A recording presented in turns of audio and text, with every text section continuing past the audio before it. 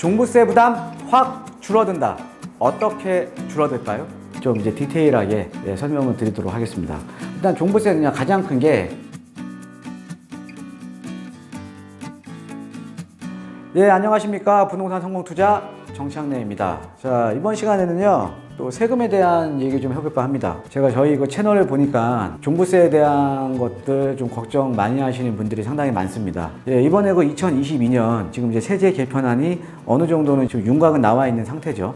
그래서 이 종부세 부담이 지금 줄어들 걸로 예상이 됩니다. 근데 그 중에 가장 큰 이슈가 뭐냐면 바로 주택수에서 주택 가액으로 종부세에 대한 세금 체계가 완전히 바뀔 것 같습니다. 그래서 이거는 제가 여러 번 말씀을 제가 드렸던 거죠. 제가 또 어떤 예를 많이 들어드렸냐면, 뭐 차로 이제 비교를 해보면 아반떼 2대 있는 사람이랑 롤스로이스 1대 있는 사람이랑 세금에 대한 것들은 아반떼 2대 들고 있는 사람이 지금 세금에 대한 부담이 더 크다. 이런 식으로 제가 한번 비교를 한번 해드렸습니다. 거기에다가 지금 서울이나 수도권 같은 조정 대상 지역에서는 2주택 이상부터는 이제 중과가 돼 버리니까요. 그래서 제가 누차할 때 말씀을 드렸을 겁니다. 아마 이 종합부동산세는 예상을 해보면 이 주택수에서 주택 가액으로 앞으로 결정이 날 가능성이 높다라고 제가 많이 말씀드렸습니다. 근데 이번에 이런 내용들이 지금 나왔다라는 거죠. 여러분도 한번 예전에 제가 이제 말씀드렸던 영상 한번 찾아보시면 될 것 같고요. 자, 그럼 어떻게 줄어드는지 먼저 제가 한번 그 요약을 좀 했거든요. 요약을 하면 먼저 요약한 거 한번 설명을 드리고요. 그 다음에 하나 좀 이제 디테일하게 설명을 드리도록 하겠습니다. 먼저 종부세에 대한 겁니다. 일단 종부세는 가장 큰 게, 자, 우리가 주택수에서 뭐 2주택이냐 3주택이냐 1주택이냐에 따라서 중과가 되고 안 되고 했었잖아요. 근데 이 주택수에서 주택 가액으로 지금 이제 전환이 될 겁니다. 그래서 총 내가 가지고 있는 주택 가액에 대해서 이제 세율이 매겨진다 라고 이제 보시면 될 것 같고요. 자, 그 다음에 이제 종부세 세율도 좀 인하가 됩니다. 그 다음에 이제 세 부담 상한, 그러니까 작년 대비해서 올해, 그러니까 종부세가 올라가면 이 세 부담 상한이 있거든요. 세 부담 상한. 이 세 부담 상한도 지금 인하가 됩니다. 그 다음에 종부세, 인별 기본공제 금액도 상향이 됩니다. 자, 그러니까 우리가 이것만 보더라도 세금 부담이 당연히 줄어들겠죠.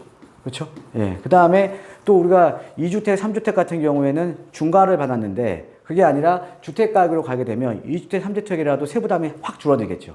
이제 그렇게 이해를 하시면 될 것 같고요. 물론 이제 이런 것들은 지금 이제 국회 통과가 좀 필요한 겁니다. 그래서 앞으로 좀 더 이제 보셔야 될 것 같고요. 자, 그 다음에 1세대 1주택자에 대한 종부세 특별공제. 올해 같은 경우가 지금 추가공제 지금 3억 하기로 했죠. 그래서 이거는 지금 이제 종부세가 나오기 전에 8월 임시국회에서 지금 논의가 될 걸로 보이고, 그 다음에 이제 일시적인 2주택자, 뭐 이제 상속이라던가 아니면 뭐 저가주택 같은 경우 이런 것들 일시적인 2주택자 같은 경우는 종부세 특례로 올해부터 이제 적용이 되는 것도 이것도 8월 임시국회에서 지금 논의가 될 걸로 보인다 라고 좀 보시면 될 것 같습니다. 그래서 종부세는 세율이 인하되고 세부담 상한이 인하되고 주택수에서 주택가액으로 전환이 되고 인별 기본공제가 상향이 되면 당연히 종부세에 대한 부담은 낮아진다 라고 보시면 될 것 같습니다. 자, 그 다음에 그냥 임대주택과 관련해서 요약을 좀 해드리면 1주택자에 대한 임대소득세 고가주택 기준이 상향이 됩니다. 여기가 지금 양도소득세 고가 기준도 지금 상향이 됐죠. 그래서 그거에 맞춰서 같이 또 상향이 되는 거고요. 그 다음에 구청하고 세무서에 등록을 한 등록주택임대사업자 같은 경우도 세액 감면이 연장이 됩니다. 요거는 이따가 좀 자세하게 더 말씀을 드릴 테니까 이렇게 이제 요약을 한번 해드리고요. 하나하나 보겠습니다. 자, 먼저 다주택자에 대한 중과제도 폐지는 뭐예요? 당연히 아까 주택수에서 총 가액으로 간다는 거죠. 주택 가액으로. 그래서 중과제도 폐지 및 세율이 인하가 된다. 세율이. 자, 어떻게 되냐? 지금은 2주택 이하, 3주택 이상, 그 다음에 3주택 이상도 조정 대상 지역에서는 2주택 이상은 이 세율을 적용을 받습니다. 자, 그리고 2주택 이하는 요 세율을 적용을 받는 거죠. 그래서 총 이제 가표에 따라서, 그러니까 가세 표준에 따라서 중과가 돼버리는 거예요. 그런데 이게 다 없어지고요. 2주택이나 3주택 이런 게 다 없어지고 그냥 총 주택가액만 보는 겁니다. 총 주택가액만. 자, 그래서 세율이 지금 3억 이하는 주택가액별 3억 이하는 0.5%고요. 뭐 3억 초과 6억 이하는 0.7% 이런 식으로 종부 세율이 많이 지금 낮아졌다라는 거죠. 그래서 이런 식으로 좀 세율이 지금 많이 인하가 된다라고 좀 보시면 될 것 같고요. 자, 그 다음에 이 개정 이유는 응능 부담, 그러니까 능력에 맞는 부담 원칙에 따라서 주택수에 대한 차등 가세를 가액 기준, 총 가액 기준으로 가세로 전환하고 세액 부담에 적정하기 위한 목적이다라고 이제 보시면 되고요. 적용 시기는 2023년, 그러니까 내년부터 납세 의무가 성립하는 분부터 적용이 된다. 자, 이렇게 보시면 될 것 같고요. 그래서 세율이 인하가 되고 다주택자에 대한 중과가 폐지가 된다 라고 좀 이해를 하시면 될 것 같습니다.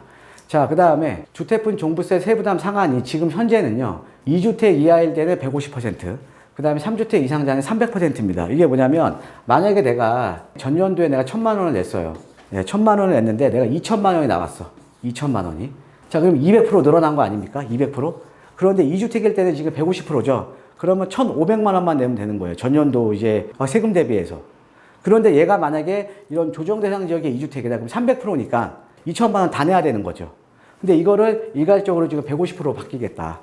자, 그러면 1,000만 원짜리가 2,000만 원이 됐어요. 그럼 우리 얼마만 내면 돼요? 1,500만 원만 내면 되는 겁니다. 그래서 세 부담 상한이 일괄적으로 150%로 인하가 된다. 예, 라고 좀 이해를 하시면 될 것 같습니다. 예, 그리고 이제 법인 같은 경우는 이제 상한이 없습니다. 예, 법인 같은 경우는 그 세부담 상한이 없어요. 무조건 5등급만 내시는 거고 법인은 그대로 갑니다. 자, 그 다음에 개정 이유는 세부담의 이제 급격한 증가를 방지하기 위해서 얘도 역시 적용 시기는 2023년 1월 1일 이후 납세 의무가 성립하는 분. 그러니까 납세 의무가 성립하는 분은 뭐예요? 6월 1일 날 그 부동산을 가지고 있느냐 없느냐. 소유한 자가 그 납세 의무를 갖는 거죠. 6월 1일 날. 예, 그렇게 이해하시면 될 것 같고요. 자, 그 다음에 이제 기본공제 금액이 상향이 됩니다. 지금 현행은요, 주택분 종부세에 대한 기본공제 금액은 일반일 때는 6억 원, 그러니까 인별이잖아요, 인별. 인별로 6억 원인데, 그리고 1세대 1주택자는 11억까지고요. 법인 기본공제는 없습니다. 근데 얘는 개정안을 보면 기본공제 금액을 조정을 해주겠다. 그래서 일반이요, 6억에서 지금 9억으로 늘어났어요. 어마어마하게 늘어났죠. 예, 6억에서 9억으로 늘어났습니다. 그럼 다주택자 같은 경우에는 만약에 배우자하고 뭐 공동명의로 하게 되면 9억까지 비과세니까 18억까지 이제 된다라는 의미죠. 그죠? 자, 그 다음에 1주택자 같은 경우도 그러니까 고가주택 기준에 맞춰서 12억까지도 올라가고 법인은 변동사항이 없다. 그렇게 보시면 될 것 같고, 개정 이유는 기본 공제 금액을 현실화하고 너무 많이 주택가격이 올랐잖아요. 그죠? 양도소득세와 고가주택 기준을 통일을 한 거다. 예, 그 다음에 적용 시기도 역시 얘는 2023년 1월 1일부터 적용을 한다. 예, 라고 보시면 될 것 같고요. 자, 그 다음에 1세대 1주택자 종합부동산세 특별공제를 도입을 하겠다. 이거는 이제 올해 지금 올해 이제 도입이 될 가능성이 있는 거죠. 올해. 자, 그래서 지금 개정안을 보면 2022년 1세대 1주택자 특별공제를 한시적으로 도입하는데 너무 많이 지금 종부세 부담이 높아지니까 특례죠. 2022년 주택분 종합부동산의 가세 표준 산정 시 기본공제 금액이 아직은 11억이죠. 내년부터 12억으로 이제 바뀌는 거고요. 여기에 3억 원 추가 공제가 이제 가능한 거죠. 3억 원. 그러면 14억까지죠. 14억까지. 14억까지. 예. 그래서 이거는 이제 의원 입법안으로 8월 임시국회 논의를 추진을 하겠다라는 내용이고요. 자, 그 다음에 또 요 목적은 2022년 공시가격 상승에 따른 1세대 1주택자 세부담 증가를 완화시키는 거고요. 그 다음에 적용 시기는 2022년에 납세 의무가 성립하는 분에 대해서 적용하겠다. 올해입니다. 그리고 이거에 맞춰서 또 하나 또 말씀드릴게, 지금 이제 공정시장가액 비율 있죠. 예, 올해 100%잖아요. 올해 100%. 공정시장가액도 지금 100%에서 60%인가로 하향 지금 한다라고 나왔었죠. 예, 그렇게 되면 세부담이 확 줄어들겠죠. 그렇죠? 예. 그 다음에 일시적 2주택자 등. 그러니까 우리가 일시적 1세대 2주택 같은 경우는 상당히 좀 억울한 측면이 많았거든요. 예, 뭐 상속을 받거나 아니면 저기 시골에 뭐 저가주택 갖고 있는데 그것까지 합산이 돼버리면서 내가 종부세를 내야 되는 이제 상황이 많이 이제 발생을 한 거죠. 그런 분들을 위해서 일시적 2주택자에 대한 1세대 1주택자 주택수의 종합부동산세 특례를 신설하겠다. 뭐냐?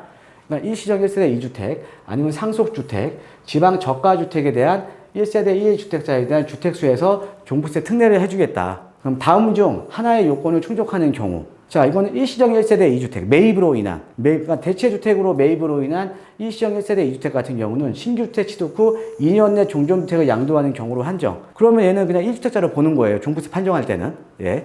자, 그 다음에 또 뭐가 있냐. 상속으로 인한 거. 상속으로. 갑작스럽게 부모님이 돌아가시면 내가 2주택이 돼버린 거죠. 그럼 상속으로 인한 건 어떻게 되냐. 1세대 1주택자가 상속을 원인으로 취득한 주택을 함께 보유하는 경우 어쩔 수 없는 거죠. 자, 이럴 때 상속 개시일로부터 5년이 경과하지 않은 주택에 대해서는 그냥 1세대 1주택자로 보겠다라는 내용입니다. 예. 다만 저가주택, 공시가격은 수도권 6억 원이고 지방 비수도권 3억 원 이하나 아니면 또는 소액지분, 우리가 이제 자제분들이 많은 집은 이제 상속이 이제 지분별로 나눠지잖아요. 이때 소액지분, 상속주택 지분 40% 이하는요, 기한의 정함이 없다. 5년이라는 기한의 정함이 없는 겁니다. 그렇죠? 그러니까 계속 1세대 종부세 판정할 때는 계속 1세대 1주택자로 본다라는 거죠. 수도권에서 6억 원, 비수도권 3억 원, 그 다음에 만약에 소액지분으로 갖고 있을 때 이 소액지분은 뭐예요? 지분 40% 이하.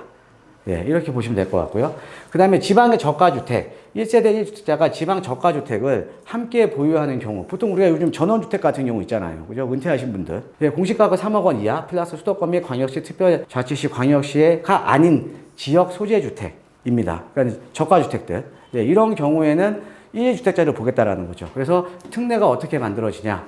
자, 1세대 1주택자 판정 시 주택수에서 제외시켜주겠다. 그러면은 기본공제금액이 늘어나잖아요. 그죠? 그래서 기본공제금액이 지금 올해는 추가공제하니까 14억까지 일단 인정해주겠다. 1주택자에 대해서. 1주택으로 이제 보는 거니까. 그 다음에 내년도에는 이게 법 개정이 되게 되면 12억까지 그냥 기본공제 해주겠다라는 내용입니다. 그럼 공제금액이 늘어나는 거죠. 그렇죠? 또 이제 고령자 장기보유 세액공제 같은 경우는 일시적 2주택, 상속주택, 지방 저가주택 외에 주택에 해당하는 세액에 대해서만 적용을 하겠다라는 내용입니다. 예, 그래서 이 종부세 같은 경우는 지금 다 한번 정리를 해드렸고, 나머지 이제 주택 임대소득에 대한 것들, 예, 주택 임대소득에 대한 것 어떻게 바뀌냐. 자, 보면은 주택 임대소득에 대한 과세를 할 때 고가주택 기준입니다. 고가주택 기준. 1주택을 갖고 계신 분이 있어요. 1주택자인데 내가 다른 데 새 살면서 월세 받는 경우도 있잖아요. 1주택 중에 고가주택 보유자 및 2주택 이상 보유자의 월세 임대소득에 대해서 과세를 하는데, 이 1주택일 때는 기준 시가가 9억 원 초과할 때 고가주택으로 봐요.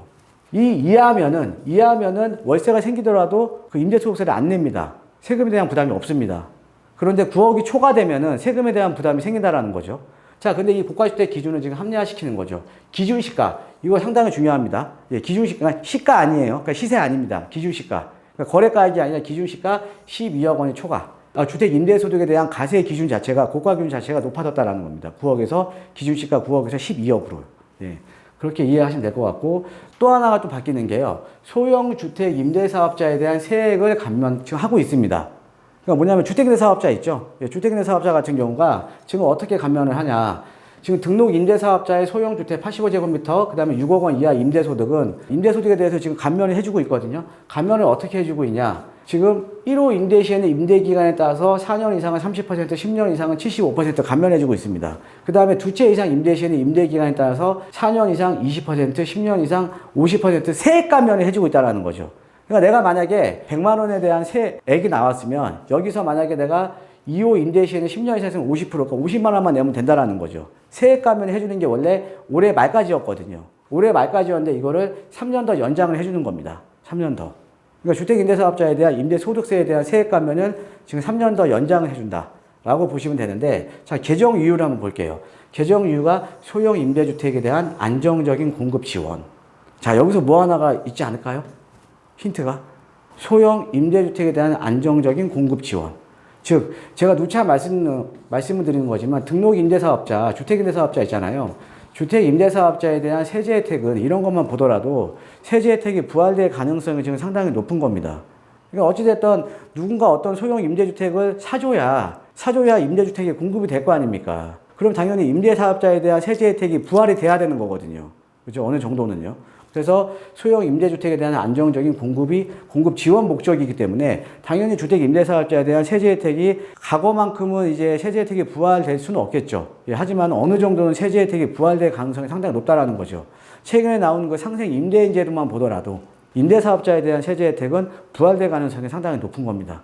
예, 그래서 여러분들 이거와 관련해서 저도 한번 유추를 해보면 이 등록임대사업자, 그러니까 주택임대사업자에 대한 세제 혜택이 어느 정도는 좀 부활될 가능성이 좀 상당히 높다라고 좀 이해를 하시면 될 것 같습니다.